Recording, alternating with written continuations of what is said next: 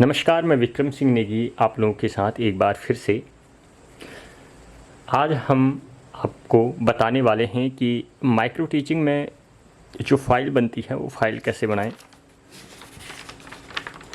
जो हमारी पाठ्य योजना है, पाठ्य योजना किस प्रकार से बनेगी। सबसे पहले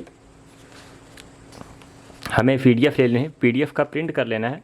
जो हमारी सात कौशल हैं उनके हम दो बार प्रिंट कर लेंगे तो हमारे पास 14 कौशल बन जाएंगे। 2 प्रस्तावना कौशल हो गया, व्याख्यान कौशल हो गया, प्रश्न कौशल हो गया, ये सब हमारे पास दो कौशल रहेंगे। तो एक हम अपना जैसे मैंने हिंदी ले रखी है तो एक मेरे हिंदी के लिए हो गया, दूसरा हमारा एसएसटी के लिए हो गया, सामाजिक विज्ञान के लिए हो गया। ठीक है, अब आइए जानते हैं कि प्रथम जो हमारा है प्रस्तावना कौशल। प्रस्तावना कौशल कितने तारीख को हुआ था? 10 तारीख को हुआ था, 10/5/2024 को हमारा हुआ था। ठीक है, दिनांक हम यहाँ लिखेंगे। उसके बाद हम विषय लिखेंगे। विषय हमारा हिंदी हो गया और उप विषय में क्या आएगा, हम उप विषय क्या पढ़ा रहे हैं, विषय के अंदर हम क्या पढ़ा रहे हैं, वो हमारा आ जाएगा व्याकरण। व्याकरण के बाद व्याकरण में हम क्या पढ़ा रहे हैं या क्या पढ़ा रहे हैं, यानी प्रकरण। हम प्रकरण की बात करें, प्रकरण में मैंने समास लिया है। उसके बाद हम यहाँ कौशल डाल देंगे। आप देख पा रहे होंगे, थोड़ा सा कैमरा अच्छे से सेट नहीं है, आप थोड़ा सा इतना एडजस्ट कर लेना। कौशल में हमारा प्रस्तावना कौशल हो गया, कक्षा 9 हमारा हो गया, हमने 9वीं कक्षा के लिए तैयार किया है। वर्ग हमारा क हो गया, वादन प्रथम हो गया, समय अंतराल 6 से 7 मिनट हमारा समय अंतराल रहता है। ठीक है, पूर्व ज्ञान, फिर नीचे हम पूर्व ज्ञान लिखेंगे। पूर्व ज्ञान के अंतर्गत क्या आएगा, पूर्व ज्ञान में छात्र पूर्व ज्ञान के विषय में जानकारी रखते हैं। ठीक है, यहाँ हम इस प्रकार से प्रारूप बना लेंगे जिसमें हमारा शिक्षण बिंदु, छात्र अध्यापक क्रियाएं, विद्यार्थी क्रियाएं और घटक आ जाएंगे। ठीक है, घटक में अब देखो, इसमें महत्वपूर्ण यह है, शिक्षण बिंदु में तो हमारा प्रकरण ही आ जाएगा, हमारा समास। और अब मैंने लिखा है कि पहला मेरा प्रश्न है, हिंदी में वर्णों के विस्तृत क्रम को क्या कहते हैं। हिंदी में वर्णों के विस्तृत क्रम को बच्चा क्या कहेगा, वर्णमाला कहते हैं। ठीक है, उसके बाद दूसरा प्रश्न, प्रस्तावना कौशल में पहले प्रश्न से संबंधित होना चाहिए। दूसरा प्रश्न अलग अलग नहीं होना चाहिए कि पहले प्रश्न से ही संबंधित होना चाहिए। फिर दूसरा प्रश्न है मेरा, वर्णमाला में कितने स्वर होते हैं। वर्णमाला में 11 स्वर होते हैं। ठीक है, फिर अगला प्रश्न है, बच्चा बोलेगा वर्णमाला में 11 स्वर होते हैं। फिर वर्णमाला में स्वरों को कितने भागों में विभक्त किया गया। वर्णमाला में स्वरों को 3 भागों में विभक्त किया गया है। ठीक है, जिसमें ह्रस्व स्वर, दीर्घ स्वर और प्लुत स्वर। संधि कितने प्रकार के हैं, स्वर संधि के कितने प्रकार हैं। ठीक है, मैं अब ऊपर स्वर था तो स्वर संधि के कितने प्रकार है, स्वर संधि के 5 प्रकार होते हैं।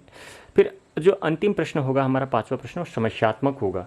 यहाँ पर आप देख रहे हैं समस्यात्मक प्रश्न मैंने लिखा, संधि और समास में क्या अंतर है। तो बच्चा यहाँ पर चुप हो जाएगा तो वो हमारा समस्यात्मक प्रश्न हो जाएगा, वो हमारा क्या हो जाएगा, प्रकरण हो जाएगा। यहाँ यहीं से हमारा प्रकरण निकलेगा, संधि और समास में क्या अंतर। ये हमारा तो संधि और समास में तो हमारा क्या कहते हैं, हम पढ़ाएंगे समास। ठीक है, और घटक में सभी घटकों का प्रयोग किया गया। घटक हम यहाँ से लिख सकते हैं, सभी घटकों का प्रयोग किया गया है, ये आप देख सकते हैं। ये हमारे घटक हैं और यहाँ क्या कहते हैं, सभी घटकों का प्रयोग किया गया है। फिर उसके बाद हमने सामाजिक विज्ञान का बनाया है। सामाजिक विज्ञान का भी यहाँ आप अपने हस्ताक्षर करेंगे और यहाँ क्या कहते हैं कि जो वहाँ पर निरीक्षक हैं, जो हमारे अध्यापक रहेंगे, वो हमारे अध्यापक यहाँ पर हस्ताक्षर करेंगे। फिर हम यहाँ भी डालेंगे, इसमें भी लिखेंगे सामाजिक विज्ञान भूगोल, और मैंने यहाँ ले रखी है भारत की भौगोलिक संरचना।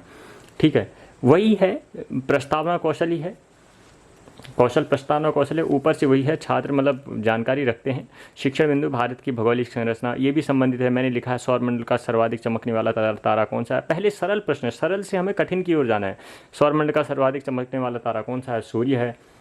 फिर उसके बाद सूर्य कौन सी दिशा में उदित होता है, या भारत में सूर्य कौन सी दिशा से उदित होता है या निकलता है। भारत में सूर्य पूर्व दिशा से निकलता है या उदित होता है। फिर भारत के किस राज्य में सर्वप्रथम सूर्योदय होता है। भारत के किस राज्य में सर्वप्रथम सूर्योदय, और अरुणाचल प्रदेश में सूर्योदय होता है। ठीक है, फिर उसके बाद हमने चौथा प्रश्न मतलब समस्यात्मक प्रश्न लिया है, अरुणाचल प्रदेश को भौगोलिक संरचना के आधार पर किस प्रदेश के अंतर्गत रखा गया है। ये हमारा क्या हो गया, समस्यात्मक प्रश्न हो गया। बच्चा यहाँ पर चुप हो जाएगा, उत्तर नहीं दे पाएगा, और यहाँ से हमें अपना फिर उसको प्रारंभ करना है कि भारत की भौगोलिक संरचना हम उसको फिर पढ़ाएंगे, ठीक है। और अगला है, अब मैं एक एक ही बताऊँगा। अगला हमारा है लेखन कौशल, ये श्यामपट्ट कौशल, श्यामपट्ट लेखन कौशल। श्यामपट्ट लेखन कौशल में देखो हम थोड़ा सा बताएंगे, समास बताएंगे। यहाँ वही होगा, यहाँ हम पीडीएफ का प्रिंट लगाएंगे, यहाँ अपने हस्ताक्षर करके। उसके बाद पीडीएफ का हमने थोड़ा सा बता दिया। इसमें समास क्या है, दो से अधिक शब्दों से मिलकर संयोग से हम समास में, विद्वानों ने समास को मुख्यतः 6 भागों में विभक्त किया गया। अब यही बात तत्पूर्व कर्मधारय समास ऐसे, मतलब ठीक है। फिर हमने थोड़ा सा श्यामपट्ट में इसको क्या कहते हैं कि हमने दर्शा दिया है। श्यामपट्ट कौशल है, श्यामपट्ट में समास अव्ययी भाग 6 भागों में हमने इसको विभक्त कर दिया गया है।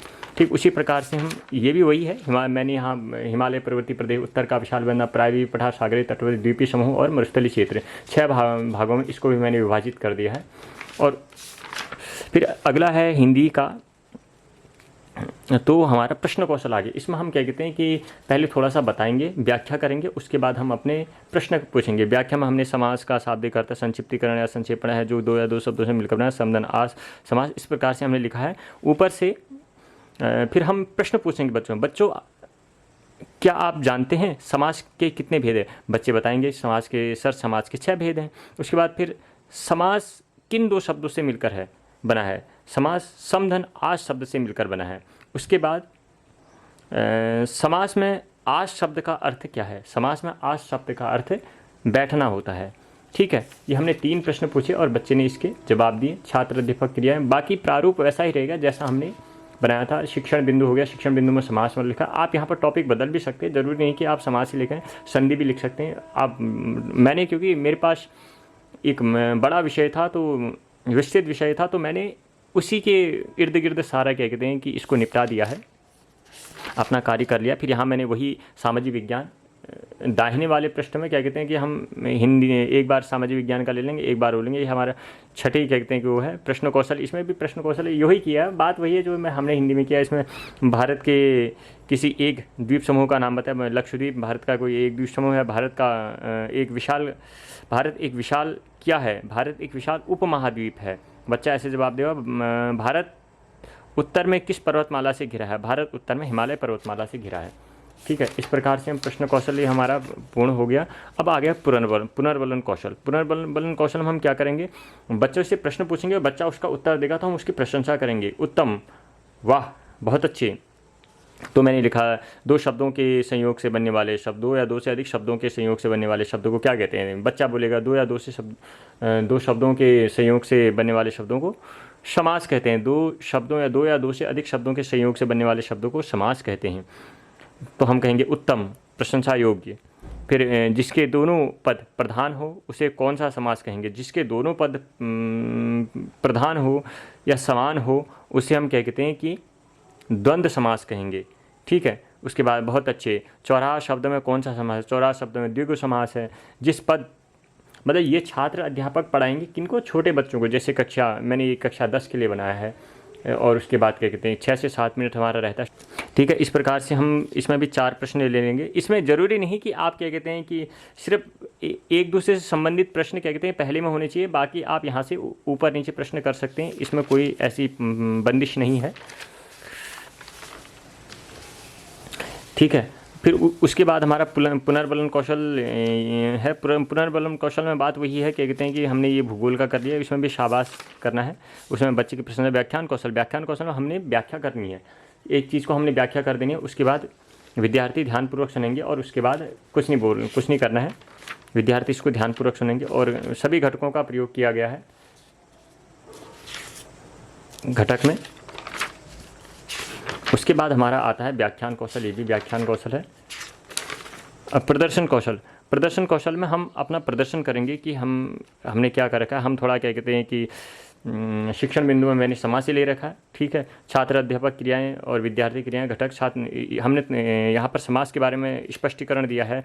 2 या 2 शब्दों को जोड़कर संक्षिप्त करने की प्रक्रिया समास कहलाता है। जैसे अनुशासन, यहाँ अनु शब्द अव्यय है इसलिए यहाँ व्ययवाह समास है। इस प्रकार से हमने पूरा इसको वो कर रखा और यहाँ पर हमने प्रदर्शन कौशल में श्यामपद में अपना प्रदर्शन भी कर रखा है। अव्ययवाह समास कैसे, अव्ययवाह समास प्रधनवास बराबर प्रवाह, तत्पुरुष समास राजा का कुमार यानी राजकुमार, कर्मधारय समास कमल जैसे नैन कमल नैन, द्विगु समास 9 ग्रहों का समूह।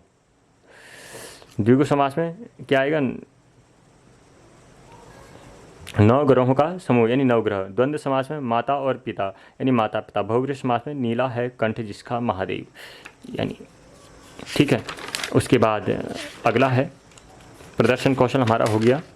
प्रदर्शन कौशल में मैंने इस प्रकार भारत का मानचित्र बनाकर इसको दर्शाया है।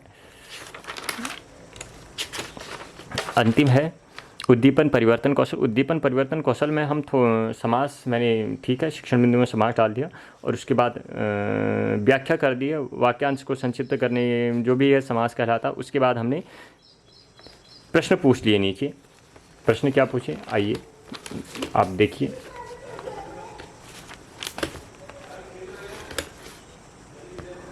रसोई के लिए रसोई घर, रसोई के लिए घर वाक्य का समास क्या होगा, रसोई के लिए घर वाक्य का समास होगा रसोई घर। राजा का कुमार वाक्य का समास क्या होगा, राजा का कुमार राजकुमार हो गया।